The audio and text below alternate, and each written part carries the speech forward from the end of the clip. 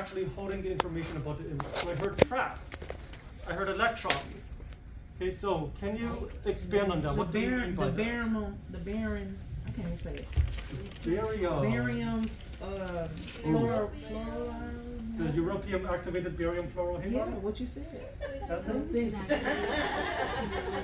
All right, so let's expand on that. Let's talk about the European activated barium fluorohalide. Let's talk about electrons and electron traps. So all three of these things, where are they found in the PSP? The phosphor layer. Phosphor layer, good. Which numbered layer is that? The top layer. The first phase. The first phase. Number 2. That's the second layer. What she said. Good. So what's the first layer then? That's the heart. Protection. Oh, the protector layer. Protective, good. So protective, phosphor. What comes afterward? Pressiform. Reflective, conductive, and Really support. can't sing. Okay. That's right, really can't say. Make sure you remember the okay? I don't want any misconceptions about my singing ability. Okay, good. Did you sing for the other classes? That's what it is. I don't know what you're talking about. The Pokemon thing song? I really don't know what you're talking about. He's saying that. So, let's talk about that second layer, the phosphor layer. So with the phosphor layer, it is made of what? Europium, activated barium, fluorohalide. Yes, very good. Europium activated barium fluorohalide. Okay, that's difficult. That's fine. Just practice saying it over and over and over. When you stand up here and you say it 20 times in one lecture, you learn how to say it too. So, Europium activated barium fluorohalide. That is the material for the phosphor Layer. The phosphor layer, good, of our PSP plate. The phosphor layer is where the latent image, the invisible image, is going to be stored and captured. So, what exactly is the physical items creating this latent image? It is going to be excited electrons. Right? So we have normal electrons and we have excited electrons. Where do normal electrons hang out? Good, in the valence band. In that case, where do excited electrons hang out? Conduction band. Good. So normal electrons are down here in the valence band. They get excited, they hop up here to the conduction band. And then once they are ready to relax, they give off energy and they try to go back down to the valence band. Sometimes they're able to, but sometimes, yes, Melanie? So excited electrons is what makes a latent image? Correct. It is the excited electrons that will make your latent image. And more specifically, it is going to be the excited electrons which are not able to return down to the valence band because they were trapped. Very good. So we've got electron traps that keep electrons from relaxing, keeps them in that excited state. It is those excited electrons which are trapped that ultimately form your latent image. And then when you're ready to turn your latent image into a manifest image, that's right, you scan it with the laser, gives them enough energy to pop out of the traps, relax back down to the valence band. When they relax, light comes out. We capture the light with what kind of cables? Light optics. Fiber optics, good. And then that goes to what, Shaheen? The photodetector. The photodetector acts like a camera, right? It takes in light, and in return, it creates an electrical signal. So light comes in, electricity comes out. This electricity is an analog electric signal. It is this smooth-looking waveform. However, computers cannot handle this. Computers do not know what to do with this. So we need to take this analog electric signal and turn it into a digital electric signal. And what is that fancy thing which does that? Analog digital converter. Good. The analog to digital converter, the ADC. Okay, it's in the name, right? Analog to digital. And so once it becomes a digital wave, it goes to the right, sent to the computer. It goes through a little bit of pre-processing, and then we finally get the image on the screen. And when the image pops up on the screen, what do we call that? Manifest image. Good, manifest image. So that's how we go from latent to manifest. So the wire that takes you to the photo detector, what is the wire called? Fiber optics. Now sometimes it's not fiber optics. Yeah. Right? It's the other one. Sometimes it's just a block of transparent material. Okay. So don't think that it's only fiber optics, but that's usually the one. So when you say solid light conducting metal, that's the block that you mean? So yeah, it's just a solid block of light conducting material. Okay. It guides the light to the photodetector, keeps the light from spreading out and going other places. That's the Like a real prism? block of what? So it's a block of light conducting material. It's fiber. Right, so fiber optic cables act as your light conducting material. It leads the light to the photodetector. Sometimes it's not wire, sometimes it's this block of material instead. And then I'm here saying europium helps to trap the electron. Yeah, so the europium acts as defects inside the barium fluorohalide. And so these defects, these small areas of imperfections, are what trap the electrons. All right, very good. So it seems like we are pretty comfortable with CR. So the manifest image comes from, The digital system in The the manifest image is what you see on the computer screen. yeah, that comes from the ADCs. Right. The information coming from the ADC. It's Very good. So, in that case, we get to talk about our next part of digital imaging, which is DR, direct radiography. Okay, so with direct radiography, we can break this down into two general types of DR. We have direct radiography, indirect capture. We also have direct radiography, direct capture.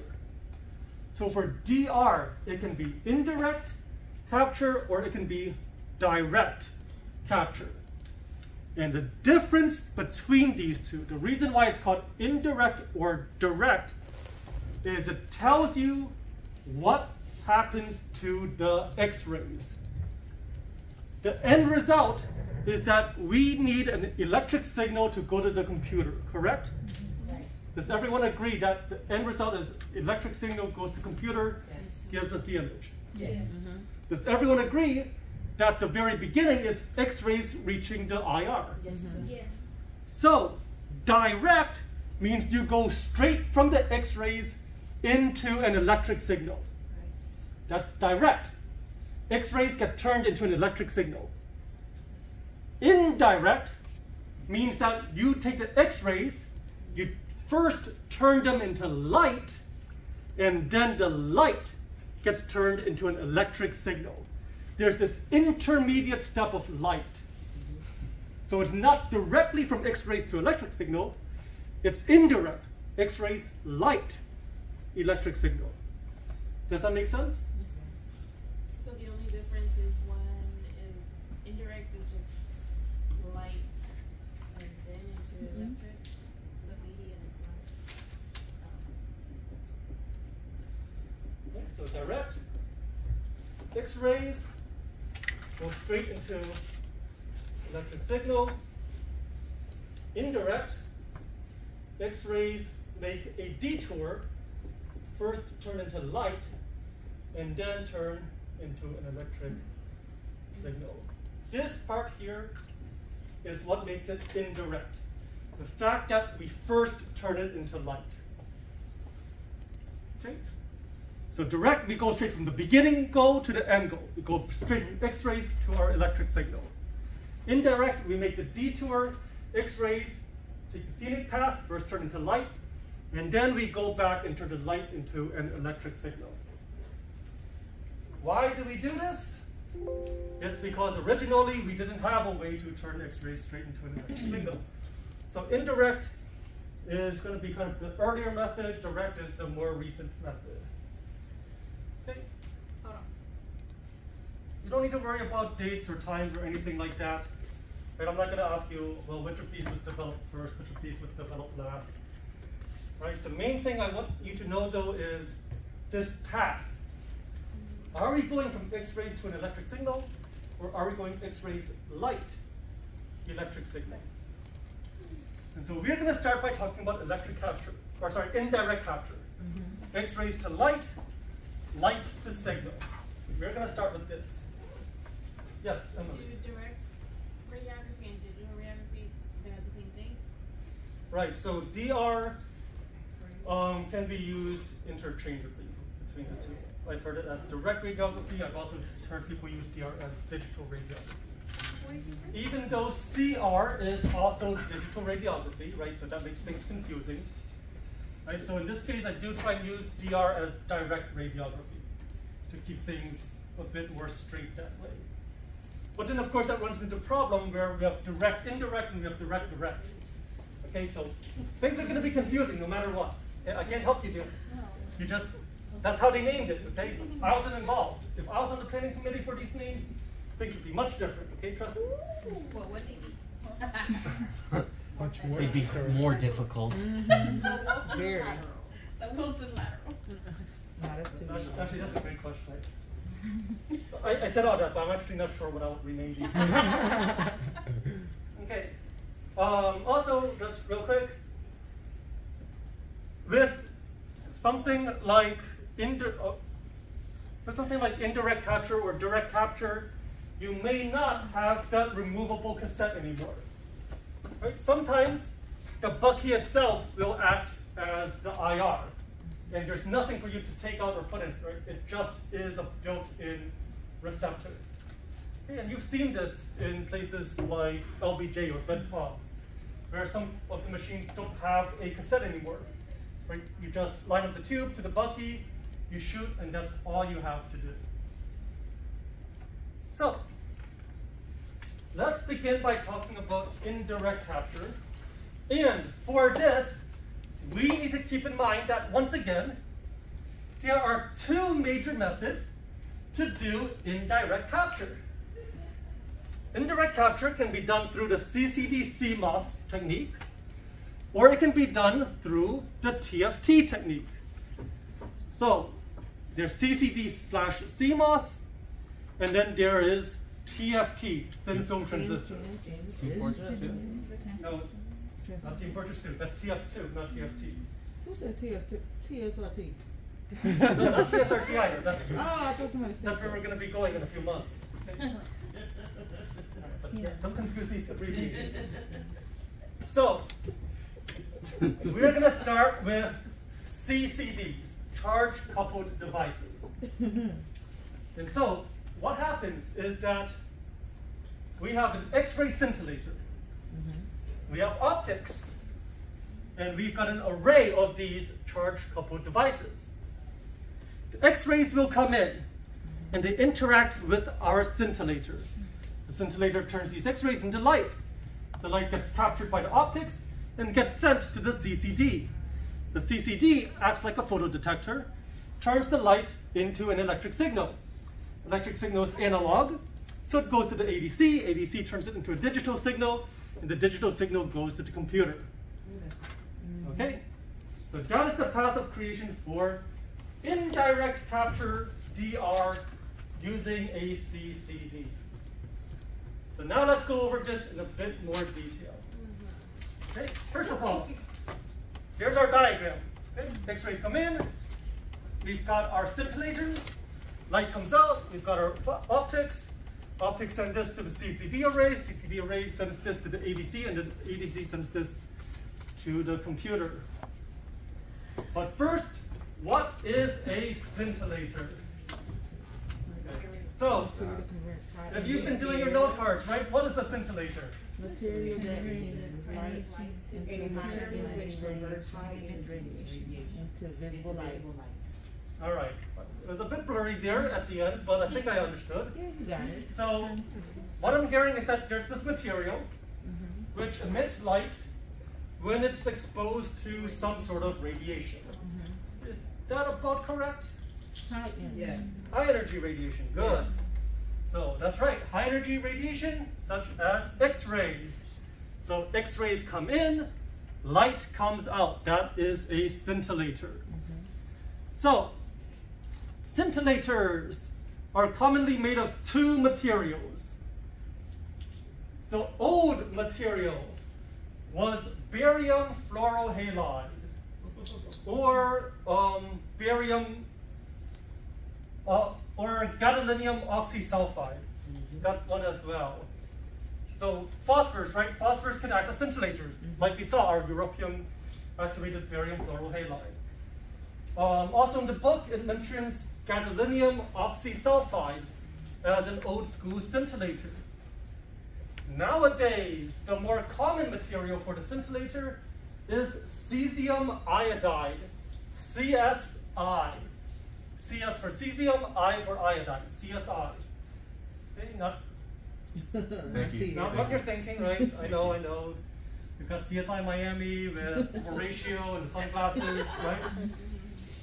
Wrong CSI. Okay, in this case, it's a scintillator.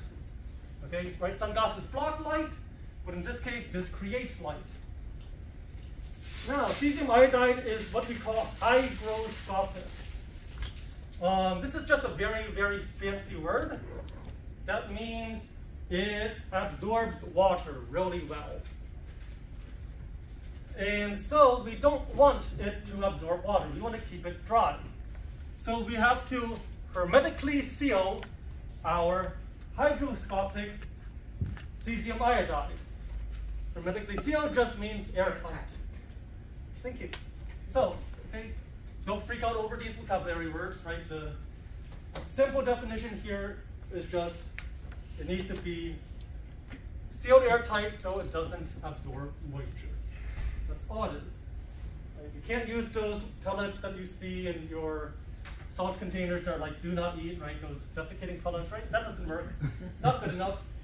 You need to seal this stuff up airtight so that IR that we have for indirect capture, it is going to be sealed airtight inside that IR. Okay. Hygroscopic, you said, was water soluble. Hygroscopic, sir? It tends to absorb water. Correct.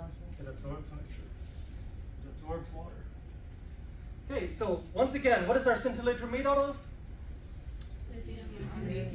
Good, cesium iodide. It could also be gadolinium oxysulfide, but the big one is going to be cesium iodide. So do we need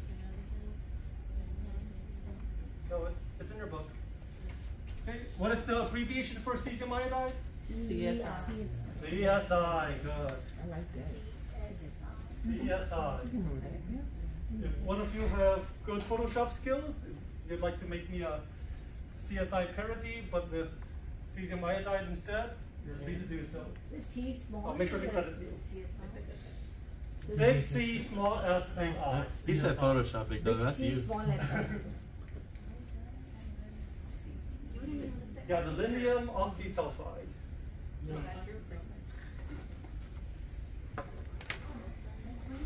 Remember discrete? Oh, no, well, that was for something different.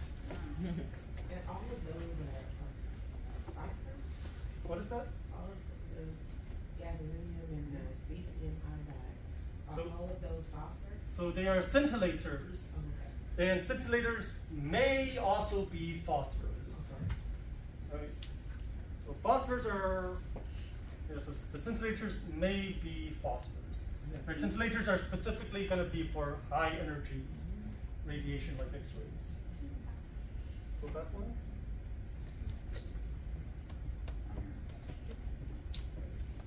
You do have these slides as well. You don't come up? Oh, you have. Oh, what's going on? Oh, we'll talk about that. What? He moved it back. Okay, so now X-rays come in, they interact with our scintillator, cesium iodide, and what comes out? Light. Light. Very good. So now we need to capture the light. In CR, we had our photodetector. But in DR, indirect capture, CCD, we have our CCD. That's why it's called CCD. CCD is a charged coupled device. This is a device that turns light into an electric signal. So once again, think of it kind of like a camera. Right? It's very sensitive to light. Okay, in fact, I think originally it was developed with military purposes in mind, but it was just so good at detecting light that it found its way into civilian use as well. So it can detect very low light, it can detect very low light intensities, and it also has a wide dynamic range. What does that mean, wide dynamic range? Spectrum Okay. of, it's either really bright, really not bright. It's very a huge range. All right, very good. So if we have something that is a narrow dynamic range, if there's a little bit of light, it's not going to detect it. It's still going to look dark. You make it a little bit brighter, still can't detect it. Still looks dark. Once the light gets bright enough, then it's like, ah, I see light now, and it also shows that there's light now. If the light gets too bright, right, once again, it's going to max out a bit early. So even though you can have brighter values of light, it's not going to show that. So a low dynamic range, right, a narrow dynamic range, is something that can't properly show you all the different levels of light. If it's too dark, it can't show you that. If it's too light, it can't show you that. So the opposite, wide dynamic range, means that it is able to show you that. Even if there's just a tiny bit of light, it is able to detect and show you that there's some light there. Even if there's a lot of light, if you add more light, it can realize that and tell you that there's more light. Right? So it's able to detect changes even on the most extreme ends of the spectrum, right? Tiny amounts of light or very, very, very large amounts of light. Wide dynamic range. Yes, Shahid. So why dynamic refers to light? Why light to why light is named as dynamic range? So Because it's something with motion, so light also is motion. Why dynamic range is called for light? So are you asking about the word dynamic? Because dynamic normally refers to velocity and something that has movement, motion. Right? Well, dynamo refers to energy, right? That's true. Dynamo does refer to energy. That's where the word dynamite comes from. Energy, power. And So it's just a name, or it has some reference that light is dynamic. So that I don't know. I don't know if there's a specific reason why they chose the word dynamic. But in this case, think of it as usable range. Your dynamic range is your usable range. What range of light can you use? Okay. Once again, I didn't name it. So charged coupled device falls under indirect. that's right. Charged coupled devices fall under indirect capture. Now, it would be nice if we could have a charged coupled device that was big enough to cover your whole IR. But that's not the case. Can't have it too big, right? So instead, what we do is we tile these charged coupled devices. We put them into a grid. We arrange them like a tiled floor, right, in order to cover the whole thing. So these are put into a grid, and another word for a grid is an array.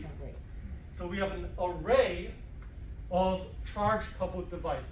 We have an array of CCDs inside our IR. Okay. So that way we can cover the entire size of the IR. Every part of the IR can detect light. Now there is a problem with putting a whole bunch of these cameras next to each other. And it's that there's going to be this part where you're in between the two cameras, in between your two charged coupled devices, right? You're going to have this gap in between the lenses. So this gap, right, they act like seams, right? They're like grid lines. You're not going to be able to see anything here. So what happens is that after we send this information to the computer does something called pre-processing. It takes the raw data it looks at the image and it's like, all right, I see that you have these areas where you couldn't detect anything, where you couldn't squeeze the CCD. I am going to take a guess as to what belongs inside this gap, and I'm going to fill it in myself. And so that is called correction, right? That is our correction during processing. There's many types of correction. This is one type. It's the correction of your tiling. Yes, So you said Shamika. that's called pre-processing? That is pre-processing. And it takes the raw data and looks at the image and fills the seam? That's right, it fills the seams, it fills the gaps. Okay. So let's see if I've got a picture. That's like missing from the image. Well, yeah. Right, so let's take a look at this picture here, right? So each of these squares represents a CCD, correct? Yeah. Each of these light blue squares represents a CCD. But you see here at the edge, the boundary between two CCDs, you have this area where you don't have a CCD, right? They're smushed next to each other, but there's this small gap right in between them. Right there, right? There's a gap right here, right? These dark blue lines are your gap. You don't have a detector in the dark blue area. Your detector is the light blue area. So if you try and capture an image like this, you're going to have an image with a whole bunch of these lines going through it. Right? It's going to look like grid lines. And of course, you don't want your picture to look like you put a grid on top of it. You don't want all of these lines with missing signal. So the computer's going to go in and it's going to take a look and it's like, well, it's bright on one side, it's bright on the other side. So in between, it's also probably Right. bright. So it's going to fill it in with a bright signal. And so that's why you don't see a bunch of these lines all over your images. The computer knows to just take a look at the things on either side and fill it in with whatever makes sense. It's confusing. So is it Okay. pixel by any chance, these box? And then understood the process with the previous one, with this one, for like the x-rays come in and then what? Okay, so let's see. You guys draw a picture? Right, I'm thinking. So the radiation that comes in through differential absorption is actually visualized through this stuff. Like that's how we can actually see it. Eventually. That's So the technology. This right? is going to be our latent image still. Right. So this here is going to be capturing your latent image. Eventually, this CCD array will turn it into a signal to your manifest image, and that would be how you see it. So let's see, how can I do this? Okay.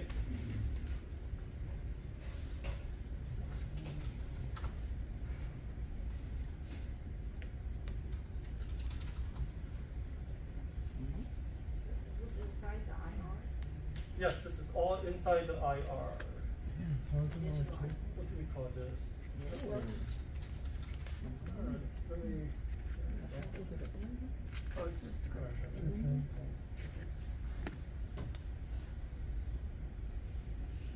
Alright. So let's say that you've got a whole bunch of cameras like this, right? They're all laid out in this grid.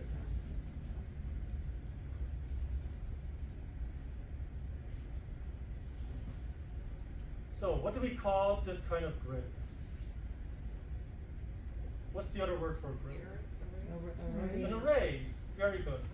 So we've got our cameras in an array here, right? And so these cameras are all here trying to capture light. But the thing is, the cameras aren't stuck together, are they? You've got some gaps here, right? Yeah. Yeah. So in the end, when you take a picture, so let's say landscape painting. Right, so we take a picture, right? And the picture ends up looking like this beautiful mountain here, right? So let me just do this. Bob Ross. All right. Come on. All right, so right, beautiful mountains here, right? Oh. It's not going to look like this. It's going to look like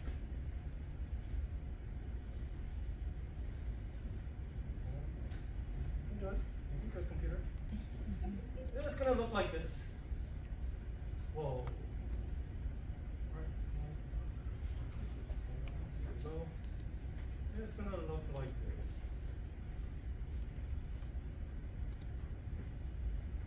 Why is it not successful? Okay, computer, stay with me. You have to go all the way to the white part, that's why. It keeps forcing me to let go in between, even though I'm not actually letting go. Is that black space all the gap between the cameras? Right, so this black space is the gaps between the cameras. Very good. So this is what would actually come out on the image with those cameras. Would you want an X-ray that looks like this? No, right? What's the problem? There's Like you had well, there's gonna be gaps. Like if you were to remove those black It's lines, it would gonna remove gaps. obstruct the image. Right, there'd be gaps. There's stuff that you can't see, right? So this is what actually gets sent to the computer after captured by the CCD array. This is what it looks like. The computer goes in and it's like, all right, we can't do this, right? This isn't gonna work.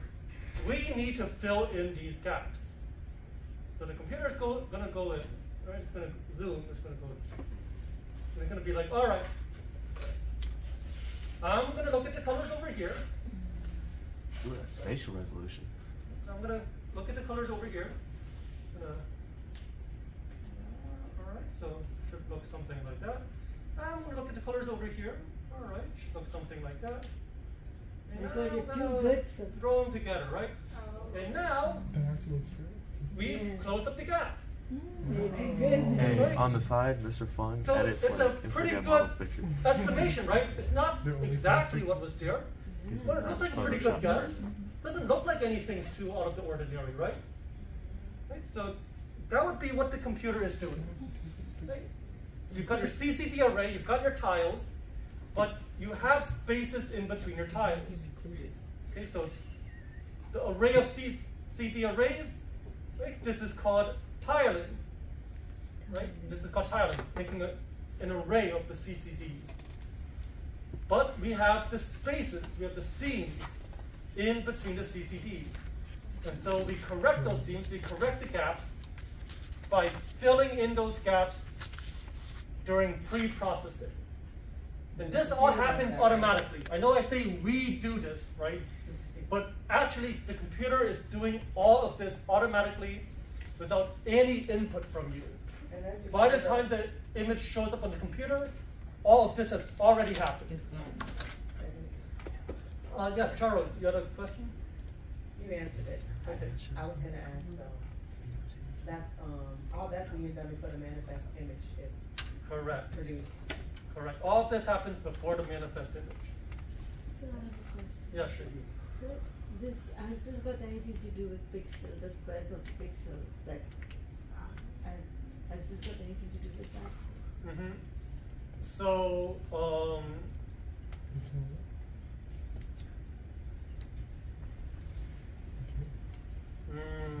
Each one is not a pixel like we have done before. oh, Of the previous slide. this thing? Not the previous. Previous slide? So, yes, the array will affect the size of your pixels. The array will affect the size of your pixels, and we are going to see that in a later slide. So each square is not a pixel. In this case, not necessarily. No. He's thinking of the picture that you had on this. Yes. So so when computer does processing, how does that like what if there's a fracture or some sort of pathology that is missed because the computer did something to try and compensate? So at least as far as tiling goes, the gaps or the seams are so small that It's it like should negligible? not. Okay. Should not hide it. Never mind that. Right? If you have a fracture small enough to be hidden by that, the fracture probably wasn't a big deal in the first place. Okay. Um, Break time. How small is that line? Probably I actually do not have a size for you. Like it's Sorry. like Just eight? think of it as very, very, very a small. nanometer, something like that. Sir, the covering up of these lines is called tiling. The tiling is putting the CCD detectors into an array.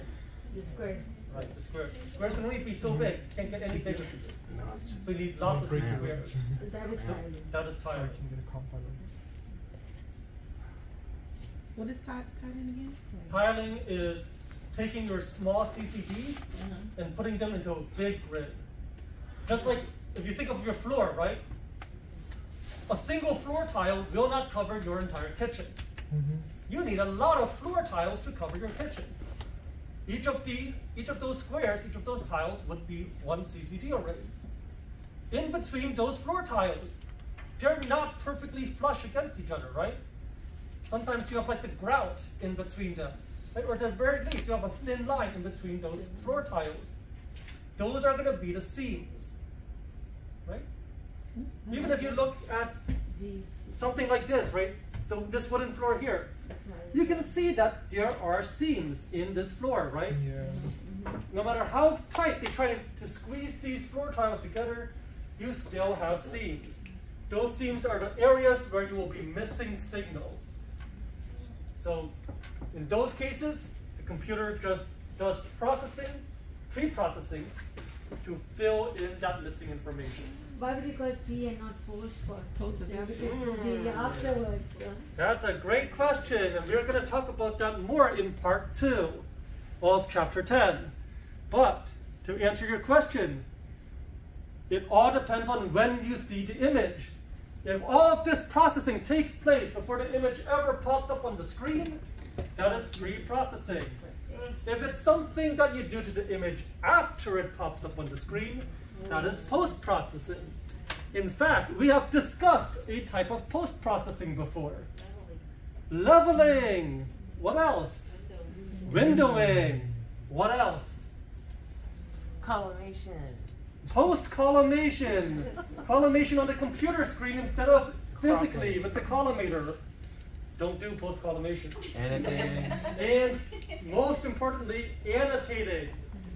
What's that? Annotation, digital annotation. Oh, I see. Shooting your chest X-ray and then putting a left on it afterwards. Yeah, we love that. Yes. That's how we shoot all of our tests, right? Oh, Every single time. Get out. Just get out. So, that is post-processing, right? Stuff you do to the image after it shows up. Pre-processing, like this, is stuff that happens before you ever see the image. You never see the image with grid lines like this because they already got fixed before they popped up on your screen. This is like behind the scenes. Behind the scenes. All right. Now, earlier I mentioned that this was actually called CCD/CMOS. And that's because you have a different type of camera called CMOS that could replace the CCD. So some things use CCD, some things use CMOS. Everything before this is the same, right? The only difference here is, do you use CCD or do you use CMOS? So you still have the scintillator, you still have the X-rays coming in, the light coming out, you still have the fiber optics that lead it to the detector, but now instead of the CCD, the light goes to the CMOS. So what's the difference between the CCD and the CMOS? Well, CMOS is cheaper. CMOS is easier to produce. CMOS uses less power, lower power consumption. CMOS has faster acquisition times. What is that? It captures images faster. So those are the benefits of CMOS. The downsides, the disadvantages. CCD is still more sensitive to light. It still has a bigger dynamic range. So CMOS has lower light sensitivity. CMOS also has lower resolution. And then CMOS is noisier. CMOS has more noise. Okay, so less signal, more noise. So the image quality isn't going to be as good using CMOS. Does that make sense? But cheaper, easier to make, uses less power. Okay. So that's kind of like the pros and cons of each one. Right? Detectors could use either or. They could be indirect capture using CCD. They could be indirect capture using CMOS. Right? All the steps are exactly the same. The only difference is what is turning the light into electricity. Both are DR, sir. Both are DR. Both fall under direct radiography. So does this have low dynamic range? So lower dynamic range. It's not going to be really low. It's just a little bit lower. Which both fall under DR? Wrong CCD and CMOS are both DR, indirect capture. Oh, okay. I thought you said earlier in that. What we do was how fast the brain. Correct. It is indirect capture DR. Oh. CCD is indirect capture DR. CMOS is indirect capture DR. Remember, DR is direct radiography. It is everything that's not CR. Under, and that's right, under direct radiography, under DR, we have indirect capture DR. We have direct capture DR, right? Once again, I warned you, it's confusing because you have indirect direct, you've got direct direct, right? It's weird, but that's just how it is.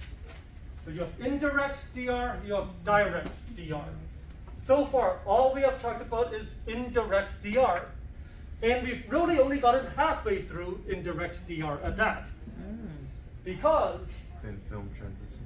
that's right, the two methods we talked about of doing indirect DR was CCD/CMOS indirect DR and thin film transistor, TFT, indirect DR.